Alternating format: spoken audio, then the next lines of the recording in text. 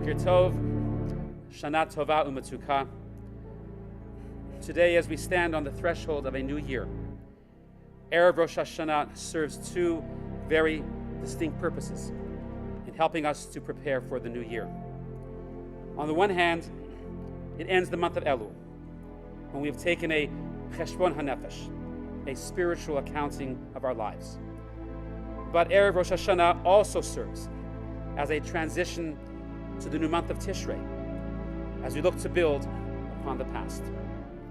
Here at the Lodger, our dear friend Mr. Davis has played a crucial role in helping to awaken us to do tshuva, as he has blown the shofar at the end of every weekday service. And yet today, Erev Rosh Hashanah, we choose not to blow the shofar in anticipation of blowing it tomorrow on Rosh Hashanah itself. What can we learn from blowing the shofar during Elul, but not blowing it today? I'm drawn to the wonderful lesson that Mr. Davis has taught all of us here at the Lodger, a shul built by Holocaust survivors.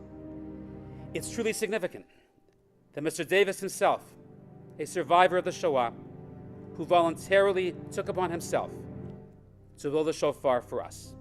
Yes, on the one hand, the sounds of the shofar reminds us to change our negative behaviors.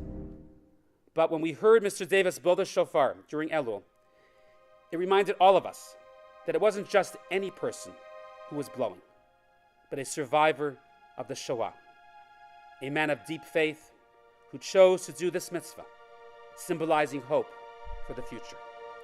And so I suggest, as Mr. Davis's blowing of the shofar awakens us to the reality of change and hope for the future, the fact that we do not blow the shofar today is really most significant. It's a time to pause and to reflect that if Mr. Davis could muster hope for the future, then it's our continued responsibility to build upon the legacy of faith that he shows each one of us when he fulfills this mitzvah. It's not simply enough to remember the past. Rather, we must emulate the faith that lies deep, deep within the neshama of Mr. Davis and his fellow survivors, and transmit this message of hope to the next generation. The young families with their children who have joined the Lodger and continue to build upon that legacy of hope. Mr. Davis's life and beliefs serve as a spiritual bridge from the past to the future. And that is why we are honored and delighted to share this auspicious moment in his life and that of his wife Esther and his family. May God continue to bless Mr. Davis with Chayim Aruchim, a life filled with bracha and hatzlacha as we enter this new year.